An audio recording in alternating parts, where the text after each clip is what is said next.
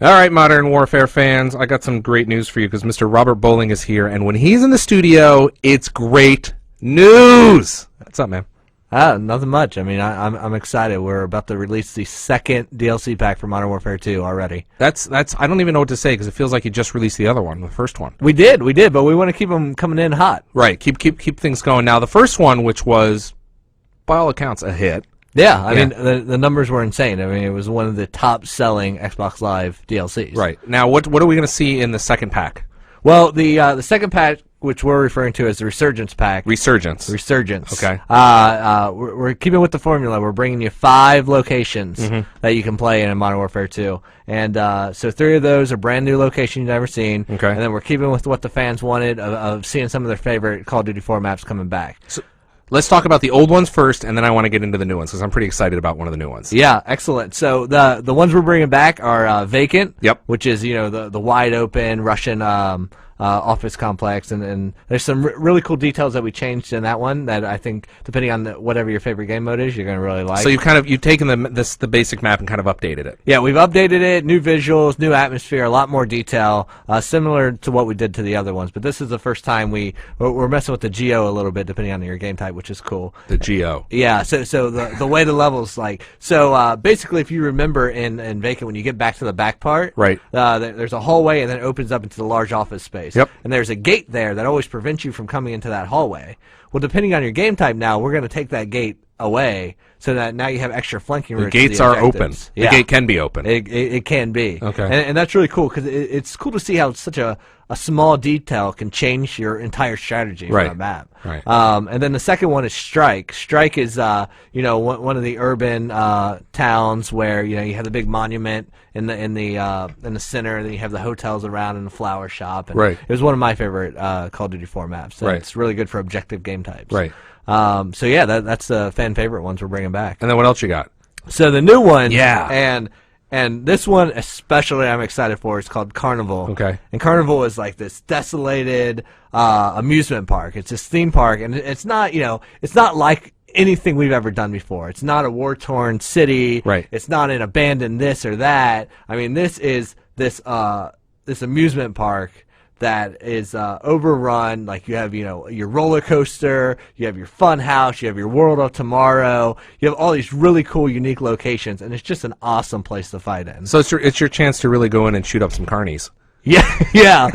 Shoot up some carnies. I mean, the carnies are long gone. Right. These guys are gone, but you can post up in their corn dog stand, right. and defend B all you want. Really? But it's really cool in objectives because I mean, when you're taking fire from a giant clown mouth, it's just awesome. Now, is this a nighttime map? Is it a daytime map? It's a daytime map. Okay. Yeah, it's a daytime map. But what really makes this map is its vantage points. I mean, you'll have a sniper who found his way up to the top of the roller coaster, right? And he's laying up there prone, and he's trying to pick cover B. So you got some great sight lines. Yeah, great sight lines. The top of the funhouse is awesome because it really covers like all of the maps. So if you can hold down the funhouse in the objective games, you're doing pretty good. Now so that sounds like a lot of fun. That's the one I want to talk about is Carnival because I've heard some great things about it. I saw some pictures and it was like this looks like it's something we've always wanted to do. Yeah, exactly. Go in and just go crazy in a theme park. It's insane. And what's cool is like the maps that really come alive in multiplayer are the ones that use original assets. Right. And this is one of those maps. Like the designer started working on it. He's like, to do this right, we need to come up with all new art. Right. And so they just started hammering away on it, and that's why it's in the second. I mean, I really wanted it in the first DLC pack. So they've been working on it for a while. Yeah. I mean, it's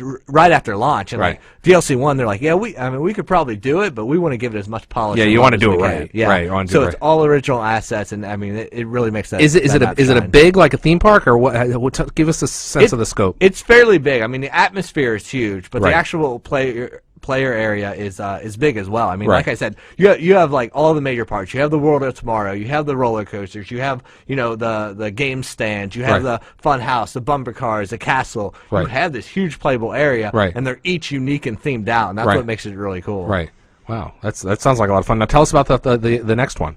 The next one is Trailer Park, and Trailer right. Park's completely different. So this is like super tight, corridors. I mean, you have these trailer parks like super condensed all over. It's a maze to get through there. I mean, you can cut through the abandoned trailers. You can cut around the routes or the community area. You know, there's a pool area. There's a barbecue set with a picnic table and beer cans all over the place. I mean, this is a good old American trailer park. Yeah, let's talk about that for a second, because trailer parks, I mean, I assume it's not like a camping trailer park. This is like what we see on the side of the road, that some... they're manufactured housing, I think is what the proper term is. Yeah, they're mobile estates. Mobile estates, right. Yeah, and this mobile estate, I mean, it's cool. And it actually, like, in context of the game, it's actually like the living quarters for the people who run the boneyard. So if you remember the boneyard level from the single player. Are we going to see the boneyard in the distance? You'll see it in the background. Okay. But that's not, you know, you're playing in this living quarters for that. Right. So they have all these like makeshift trailers that they live in. And it's just a cool map for objectives because like it's a maze. It's just tight quarters. When you see that HQ pop up, you're trying to figure out the best path. Do I want to cut through the tight-knit corners where I could easily be pinned down? Right. You know, so there's obvious choke points. Right. Which just make it, you know, a thrill to play. So 5 maps. Now you've just, you know, you've got them out on the Xbox 360. They just released on PlayStation. What kind of feedback are you getting from the first map pack? I mean, now that everyone's got them in their hands. Yeah, the feedback's been awesome. I mean, I think the formula we went with of the 3 new maps and the 2 classics, a lot of people have really responded to. Well, they were worried about it at the beginning. They were. Yeah. And the thing is, but like, you guys delivered. Yeah, you know, people want new locations. Right. And we're all about that. Like, we want to hit you with brand new, fresh stuff. But early on, when we first started talking about DLC, you know, we went to the community and we're talking to them, we're seeing what they're saying and what they wanted, and there was a huge demand for some of their favorite Call of Duty 4 maps. Right. And that's what we wanted to make sure we delivered. We wanted that variety of all new locations, but also let you experience your favorites in an all new way. And you know, showing from the numbers and how many people are playing the new map pack, that formula seems to be working. And how? Now let's also look at, so assuming, you know, when this map pack comes out, that will add 5 more onto the 5. How many total maps are there going to be after this map pack gets released? Oh God, I don't know. What is the number? Yeah, it's pretty big. It's high 20s. Yeah, it is high 20s, isn't it? I mean, I think the most we've ever had on another game, I think, is 21 or 22. Yeah. So I think you guys may have the most maps of any multiplayer game. Well, we like options. Yeah, you. Yeah. So how much are they? The map pack is going to be coming out at 1,200 Microsoft points. Okay, 1,200 Microsoft points. So sticking with the formula we said before. Yeah. Yeah. It's good. Yeah, it's good. I mean, but you know, we still need to talk about the 5th map pack. Yeah. Let's go on with that. Let's go ahead. Yeah. So the 5th map in the Resurgence Pack is Fuel. And Fuel is completely unique from the other ones in the map pack because this is another sniper haven. Okay. So we always like to, you know, gear at least one map towards a certain game type. You know, Trailer Park's all about the tight corridors. It's your run and gun type of guy. It's your HQ player. And Fuel is different. You know, it's wide open space. And I mean, and I used to always talk about Overgrown being one of our biggest maps. Right. But Fuel is really competing for that title. Does Fuel have the same up and downs like Overgrown did? It does, because it's basically broken up into 2 sections, you could say. You have basically what it is, it's an oil refinery. Right. So you have, like, you know, the pumps and the outposts and all that, and that's wide open space, scarce cover. You know, that's where the sniper is going to be posting up. And then you have the big playable area, which is a large warehouse, all the offices, the interconnecting areas like that, and that's where the running gunners and the objectives are going to be. And it really keeps the objectives over there so the snipers can do their things, cover the points, and then the guys who want to run in there getting the action can do that on their own. Now, what when you're playing these, what class do you go in as? I mean, what are you doing? Me, I can't snipe. Really? I try to snipe. Just not I your can't thing. do it. Okay. So I'm definitely, you know, I try to always keep mobile, and I try to always keep silent. So I'm typically rolling with bling, so I can have a scar. And on that scar, I have a holographic sight and a suppressor, and then I have, you know, Cold-Blooded and Ninja Pro. Right. So I'm trying to stay always mobile and always stay silent. Try to get behind enemy lines, flank around there, and like clear them out that way when they're actually moving up. So you're going just stealth style. Always going deep in behind. So these are 5 maps that are coming out. Have you been surprised at the reception of the first map pack? I was. I mean, I know how just ravenous our community is. Yeah. But when this map pack hit, like, people ate them up. I mean, and when we first launched, we're like, okay, we're gonna limit the maps to the 2 stimulus playlists. Right. And we'll be doing that again with the Resurgence playlist. Okay. But what we learned from last time is before you could, if you wanted to play the new maps, you had to jump into those 2 playlists. Right. And the reason we did that is because we don't want to we don't want you to have a bad matchmaking experience. So, you know, you want to play the new maps. We want to make sure you have plenty of people to play with, so we condense them in there, and you can rotate through all the playlists.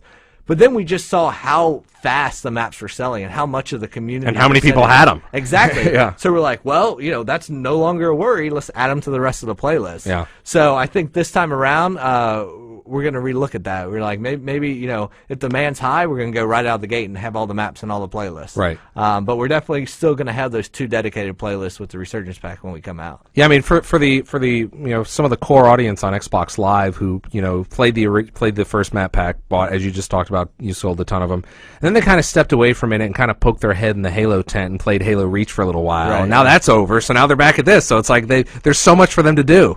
Yeah, and that's what's great. I mean, we love this roller coaster of games. Like, they're 2 very different games, but they're 2 high quality games. You know, the Halo, like I say, the Halo Reach beta just finished, and they're just in beta. But you guys have been shipping for quite some time now, and it's just there's so many options now for if you like first person shooters. Yeah, that's great. So, all right, so Robert, when are these going to be available? The Resurgence Pack, which is coming out first on Xbox Live, is going to be available June 3rd. So wait a minute. So if you're on another console, you're going to have to wait a little while to get these. Xbox Live members, you are going to get these first. Yeah, a little bit. Jump on June 3rd and download them. Thank you, my friend. Yeah, thanks.